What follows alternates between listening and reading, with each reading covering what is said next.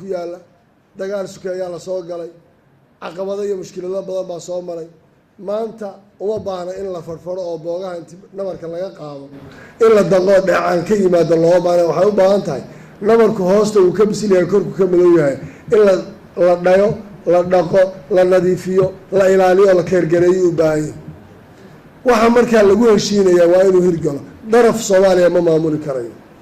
haddii kugusan la isu dhawaayo caanaha saa la isu siin waayo cid gooni awoodna ma jirto maanta Soomaaliya say doonto inay u maamulayso haddii dictatorship iyo ana ay wax lagu maamulayo Soomaaliya mana ayna burburteen dhibaatadana ma ayna dhacdeen aan xusuusnaano waayo Soomaaliya maanta waxaan ku jiraa 21 October soo saama garanaysaan xilligan dawladnimo soo maray iyo waxay ku dambeysay iyo siday noqotayna waa wada garanayna waa inaan garanno Soomaaliya maanta wax lagu wadi karo waxay noqonayso systemka la qaatay sida loo waxaynayo heshiisyada lagu heshiiyeyna inay sidooda u hirgalaan haddaan resource sharing ku heshiinay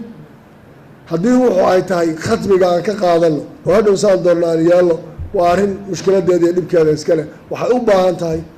arrintan lagu heshiiye iyo waxa lagu heshiiyo almuslimu calaa shuruudi dadku waxay ku heshiiyaan inay fuliyaan bay leeyihiin taa waxayna tahay bal in dib loogu noqdo waxyaalaha aan ka hadli doonno waxna ka soo saari doonno ay ka mid tahay heshiisyadii aan ka wada hadalnay ee aan gaadhnay ee aan galnay maxaa ka jira maxaanse ka jirin maxay u dhaqmi waayeen maxay u dhaqangeli waayeen waa su-aalaan isweydiin doona haddii ilaahayna kaalmooyinka caalamka laga helo caalamka waxay noqotay xabaal meel baa qabri lagu qoday qabrigaasaa qabrigii kaalmada noqdo wax lagu guraa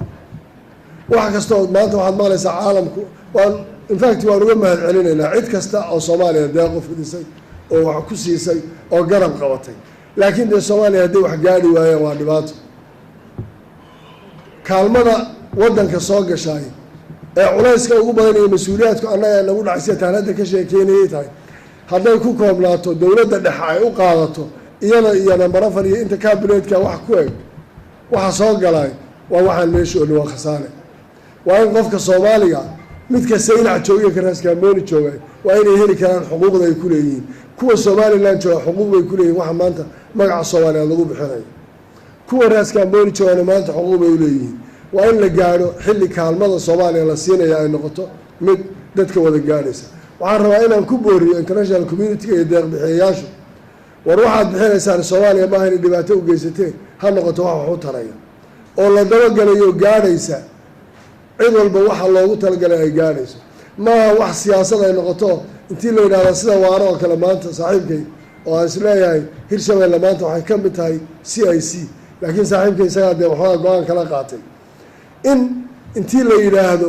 sidana yeelaynaa la yiraahdo warxaafna waan ka jaraynaa shariifna waan gooynaynaa xataa wixii ku jirtay budgetka dawladda la yiraahdo waa la siyaasadeynayo sidana la leeyahay lacaga kale magaca loo sheegay la bixin meel bas la yiraahdo sax ma aha waa wax u baahan in la isweydiiyo laga tashado deeqda la bixinayo ay tahay waxa loogu talagalay inay gaadho hadday ugu talagaleen inay meel keliya ku ekaataan iyana odhan Soomaali baa loogu deeqay waa inay noqoto deeq la yiraahdo Cali iyo Cumar iyo Xasan bay ku egtahay deeq bixiyayaasha laftooda waxay bixinayaan inay dhibaato noo keenin annagoo u mahad celinaynaa ka fiirsado doorashooyinka 2020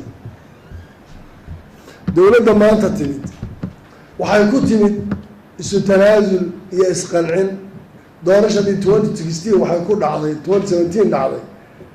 golihii loola jeeday NLF markii intii la isu yimid weliba hogaaminta fiican ee uu lahaa saaxiibka Xasan Sheekh Maxamed ood garanaysaan waxaana dhex maray iyo colaadaha iyo bilowgii meesha la isla gaaray hoggaan bay ku timid in la isu tanaasulo la wada tashado haddii maanta lagu dayn lahaa golaha baarlamaanka iyo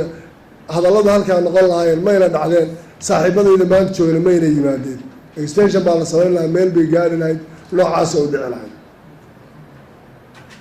haddii la yidhaahdo hal qof iyo hal cod ha noqoto waa wax la garan karayo imase muuqato noocii lagu gaari lahayo sidii loo samayn lahaa sababtoo waxaa ka horreeyay waxyaalo badan oo marka hore in la dhameeyo ayadoo shabaab in dhulka laga xoreeyay loomana socdo haggooda heshiis aanaan ogeyn hadduuna soo hirgeli doono arrinta doorashooyinku guddina ma laha dowladda dhexe keligeedna ma laha waa wax kooban waxaanu ku heshiinayna ma jiro warqado waxaan arkayaa laleeyahay waa lagu heshiiyey oo waa la saxay mabda ahaan baanu baydhabo uga wada hadalnay arrinta doorashooyinka principal in mabaadii ahaan loo qaato laakiin waxa la yidhahdaa hal deegaan doorasho iyo wax noocaas ee sheekadaas waxba kama jiraan mana wax cid yeelin karto guri lala galayna laguma keeni karo guddiyo madax bannaan iyo cali iyo cumar iska daayo kuwii aanu isteydyada ku darsanay ee arrimaha doorashooyinka iyo dastuurka iyo dhamaystirkiisa ka hadlayay yaa kulli laga wada tago meel cillaha ku jooga ma gaari karaan cid gooni uma talin karto Soomaaliya mana weydiin karaan go-aanna kuma siin karaan doorasho nooca iyo noocaasaa dhacayso oo dhan intanadii wax ka ogeyna Soomaaliya kama dhici karayso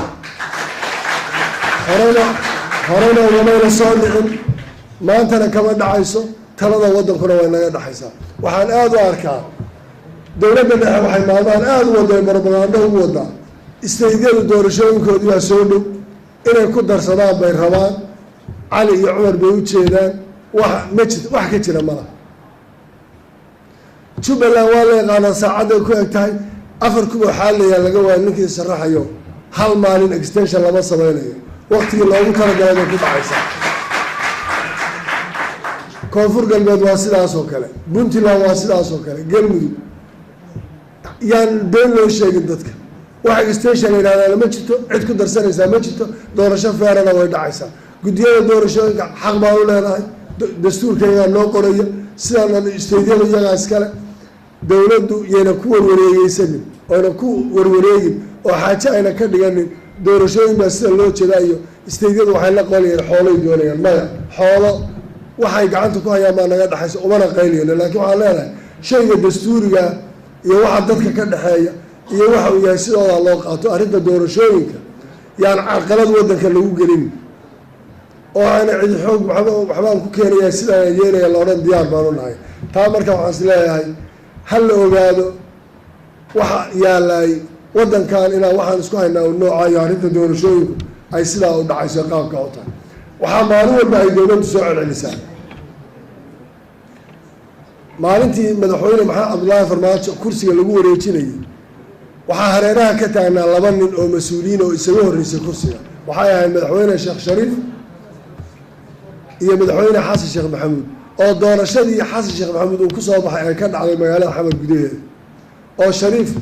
uu si fiican u wareejiyey xasan sheekhna uu si fiican u wareejiyey waxaa laga hadlayaa Soomaaliya dowladnimo maanta ay kow tahay maalin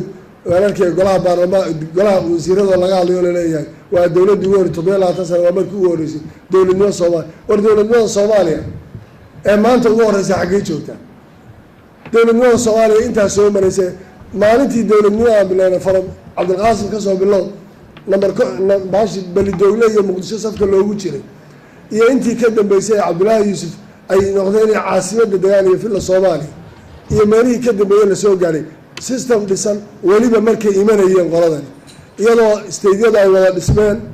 wax isteydoo ka dambeeyey ma jiro federalismkii lagu daba taagnaaday keliya wadahadalkii Somaliland in la dhammaystiro iyo maqaamka caasimadda ahayd waxa ay sugayaanba ay dowladdu gacanta ku dhigtay waqtiga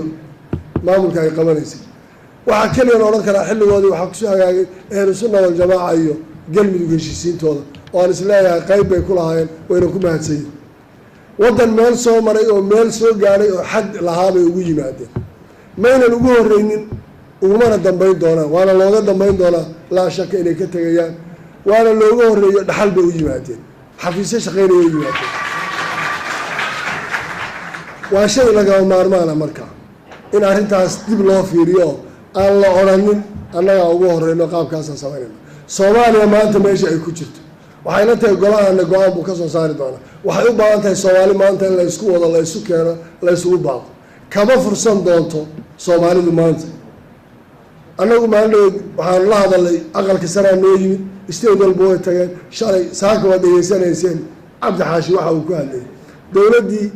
garoortaada waa imisa way odhan laadahay iska daayeen inay madaxda dowladdu aqalka sanadka furto waxay uga warwareegaysaa federalismkay diidan tahay inay rumaystaan baa dhibaato ko oo ay kala soo qayb galaan oo ay furaan oo ay fadhigii ka qayb galaan culayska iyo dhibaatadaas iyo mushkiladaas ay keentay waan u dhiibnay maalin ku dar 5 maalmood dib u dhiga 10 maalmood dib u dhiga annagu gaalana umaana yeelan dowlado kalena imaada maana oo Soomaali baan u bandhig kama fursan doonta hadda goboltan ka ballaaran inaan dhigno waxgaradka axsaabta siyaasiyiinta Soomaalida gobol intaan dhigno inaan war Soomaaliya badbaado u baahantiin oo caalamkuna uu nagala soo qayb galo meel looga wareegana ma laha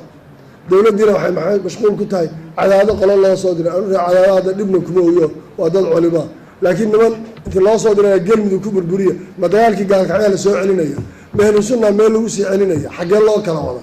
wax isku hayn bay u baahan tahay waxayna tahay mas-uuliyadda nasaarana waan garanaynaa dowladdana waan ku boorinaynaa inay dib u soo noqoto ay timaado miiska wadatashiga CIC iyo dhismaheeduna waa shay muqadasa meel looga wareegana male waa constitutional hadday intaa kasii tagtana weliba wax ka weyn oo kalaan sii doonanaynaayo maybe